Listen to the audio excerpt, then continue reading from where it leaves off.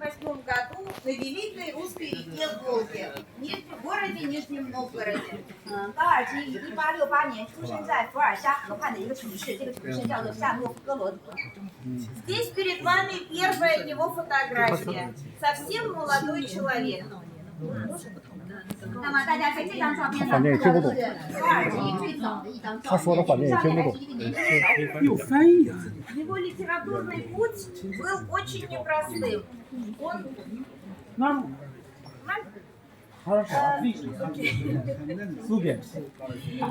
Он рано потерял родителей. Он был вынужден заниматься ручным трудом. Ему было очень непросто жить в юности. 那么高尔基的少年并不算幸福，他很早就失去双亲，不得不靠自己的双手来干一些繁重的劳动。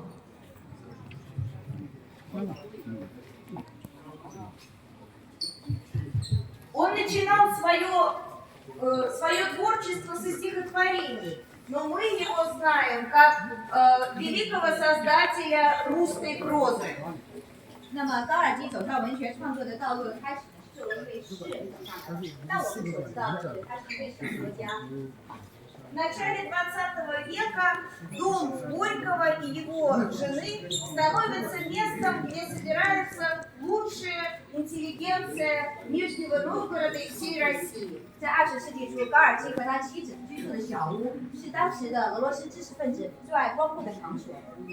В его доме бывали писатели, художники, артисты, режиссеры и многие другие. 经常来他们家里拜访的有作家、画家、导演等等。Горький был знаком с самыми интересными, самыми яркими писателями своего времени. С Антоном Павловичем Чеховым, с Львом Николаевичем Толстым, творчество которых, я уверена, известно китайскому читателю. 高尔基与当时最著名的俄国作家李林结识，比如说他与安东契科夫是朋友，他与托尔斯泰也有交往，他们两人的作品我相信中国读者都很熟悉。Но литературой не ограничивалась деятельность Горького. Он очень переживал о плохой жизни русского человека, русского народа и старался помогать многим. 但是高尔基的创作并不止于文学，他也在关注着当时的社会，关注着那些在底层的人民，关心着他们的贫困状况。Он организовывал благотворительные концерты, благотворительные елки для бедных детей и старался им помочь. 他曾经举办过高尔基圣诞树慈善捐助晚会，用来帮助那些穷苦的人民。Горький рано приходит в революционное движение. Он понимает, что помочь многим можно только преобразовав государство. 那么高尔基很早就参加了革命活动，他意识到要帮助更多的人，就需要改变这个国家。Его деятельность во время Первой русской революции была не понравилась российскому правительству, и на него даже завели уголовное дело здесь у нас. 那么他当初参加这些革命活动，当然不被当局所欢迎，所以呢，他也曾经被受审。这里展示的就是当时审判他的案卷的封面。Однако даже в тюрьме Горький продолжал писать, и самые жизнерадостные свои произведения он написал именно там, в Петропавловске крепости. 那么高尔基后来被投入监狱，那么在监狱中，他依然坚持创作。他在这个彼得罗斯格勒的监狱里面，他写出了自己很喜欢的作品。После 1905 года Горький оказывается за границей, на острове Капри, на итальянском острове Капри. Он не только пишет огромное количество рассказов, повестей, других произведений, но и много общается с революционерами, с Лениным, Богдановым, Дзержинским и многими другими. 那么1915年，高尔基去了意大利的这个卡普里岛，在这个岛上面，他不断的创作，写出了大量的短篇和中篇小说。同时，他也与当时俄国的革命家有着密切的交往，比如波格丹诺夫、列宁、吉尔任斯基等等。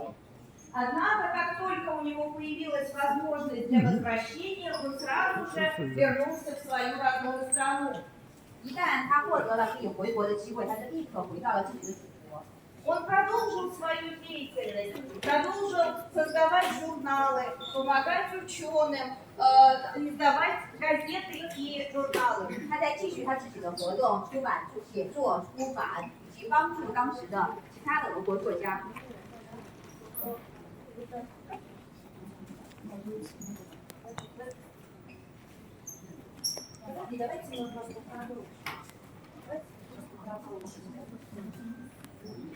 Жизнь Горького была очень сложной, и ему несколько раз приходилось уезжать за границу, но всегда он переживал по своей родной стране и как мог помогал ей. 在当时的社会条件下，高尔基的生活并不容易，他多次被迫出国，但他始终心系祖国，关心祖国的命运。 И когда он вернулся в Советский Союз, страна приняла его как своего героя. 那么，当他再次返回苏联的时候，祖国像迎接英雄一样迎接了他。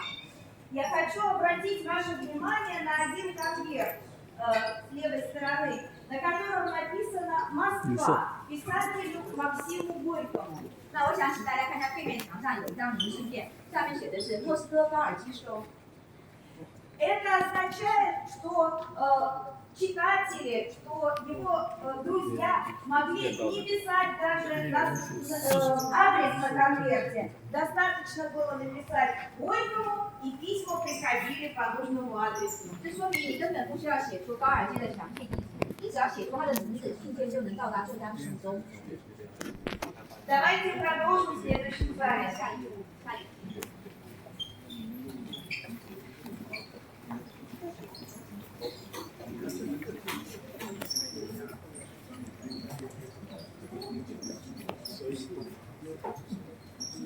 Максим Горький протянул нити своего влияния не только на Запад, но и на Восток. Роман Ролан сказал о нем: «Вы были словно высокая арка, переброшенная между двумя мирами, прошлым и будущим, а также между Россией и Западом». Эти слова как нельзя лучше отражают уникальное место Горького в панораме мировой культуры. 高尔基他的影响力不仅仅局限于西方，在东方。法国作家罗曼·罗兰曾经说，高尔基就像一座跨越两个世界的巨大火人，连接着过去与未来，也连接着俄国与西方。这句话恰如其分地反映了高尔基在世界文学版图中的位置。 Особое отношение связывали Горького с Китаем. 当然，高尔基与中国的关系也特别值得我们关注。 Горький приветствовал национально-освободительное движение в Азии, распад колониальной системы в Индии, революционное движение в Китае, Японии, Персии, Турции и других странах. 高尔基满怀喜悦地关注着亚洲的这个变革，他欢迎中国的革命，然后也乐见印度的这个政权的更替，以及像在日本、波斯等等国家发生革命活动。 На выставке представлен уникальный документ. Это письмо Горького Сонье Цену, руководителю Синхайской революции 1911-1912 годов. 那么在展板上我们可以看到，这是高尔基写给孙中山的信。当时孙中山是辛亥革命的领导人。 Горький писал ему: «Приветствую вас, уважаемые собратья. Хоть мы люди разных наций, но мы понимаем друг друга, и у нас одинаковые цели. Я приветствую вас, Геркулес Китая, в этом обращении Геркулес Китая, на очень глубокое уважение и понимание». 结束了，这里。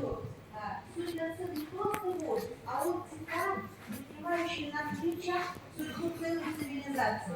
在信中，高尔基称孙中山为自己的战友，说虽然我们说的不同的语言，但是我们在进行着共同的这个事业。我认为你是中国的赫尔克里斯，赫尔克里斯是神话中的大力士，他背上顶着强大的建筑。所以在这里呢，高尔基是叫孙中山做神话中的巨人，他不仅仅是革命的领导者，他也肩负着一个国家的使命和命运。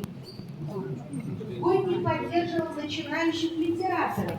Молодой писатель Ли Мисяо, который приехал в Москву и очень хотел познакомиться с Горьким, он написал ему письмо. Горький написал на письме: «Надо пригласить его». 那么高尔基也非常关注初出茅庐的青年作家，比如当时中国的主人全员萧山曾经致信高尔基，说希望高尔基对自己的诗作进行点评。高尔基给他提供俄文批注，并在邀请他来书联。Когда Горький тяжело заболел, в последние дни жизни он получил письмо от Ассоциации китайских литераторов. Они писали: «Мы приветствуем вас, уважаемый Горький. Вы лидер, вы знамя передовой литературы всего мира. От вас зависит прогресс мировой литературы». 1936年，高尔基病重，以及在他生病的最后几天，他收到了中国文艺家协会的信。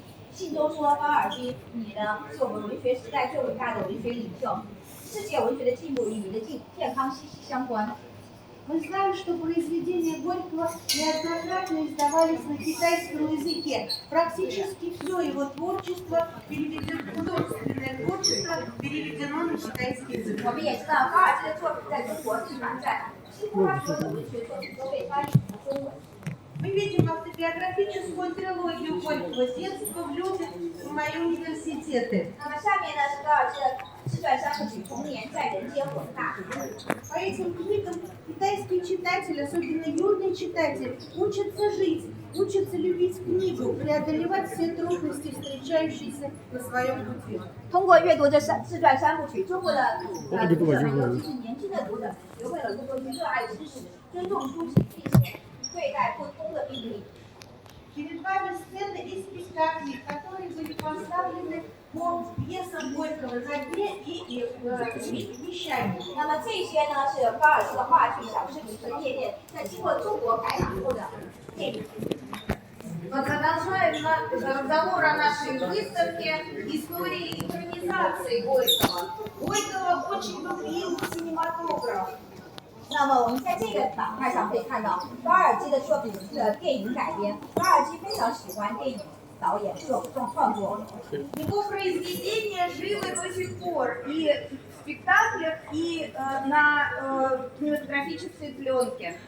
他的作品至今仍然被搬上舞台和荧幕，既有话剧也有电影。 Кино ставили по произведениям Горького не только в России, но и в Китае, в Японии, во Франции и во многих других странах. 不仅仅在俄罗斯上映根据他的作品改编的电影、影视作品，在中国、日本、法国等等国家也都上映了相关的作品。 На нашей выставке представлены и некоторые видеофрагменты из этих фильмов, на которые я хочу обратить ваше внимание. 那我们可以看到，屏幕里放映的就是根据高尔基的在地人当时改编的中国的电影《在夜店》。 Творчество Горького и его общественная деятельность отзывались в сердцах людей Востока и Запада. И 高尔基的创作在东西方的不同人的作家那里都得到了热烈的呼应。 И с другой стороны у нас представлены контакты Горького с писателями Европы.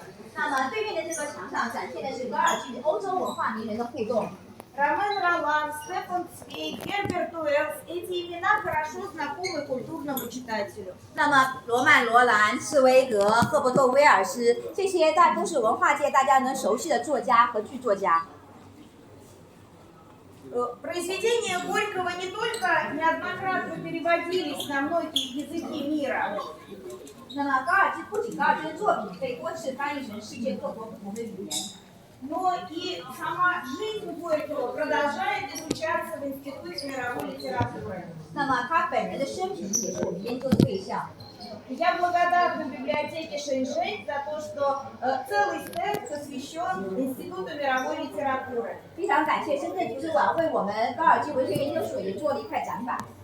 Здесь показаны фотографии из музея Горького, 这里展示了我们的高尔基故居， а также памятники писателю в различных городах мира. 以及不同地方的作家的雕像。